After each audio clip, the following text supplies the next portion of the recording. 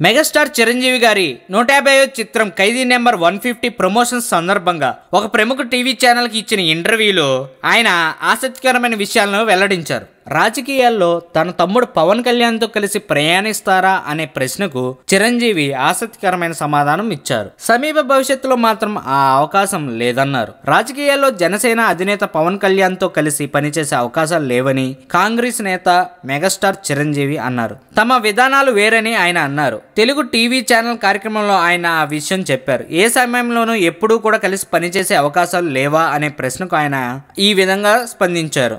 ఏమాత్రం కలిసి పనిచేసే అవకాశాలు లేవని చెప్పలేను కానీ అలాంటి అవకాశాలు లేవని మాత్రం చెప్పగలనని ఆయన అన్నారు. ఇద్దరు గమ్యాలు ఒకటే అయినా దారులు వేరని, సమీప భవిష్యత్తులో మాత్రం అలా కలిసి పనిచేసే అవకాశాలు ఉన్నట్లు కనిపించడం లేదని చిరంజీవి అన్నారు. సుదీర్ఘమైన భవిష్యత్తులో ఏమవుతుందో చెప్పలేనని మాత్రం ఆయన ఒక విధంగా కలవచ్చు కలవకపోవచ్చు అన్నట్లుగా చెప్పారు.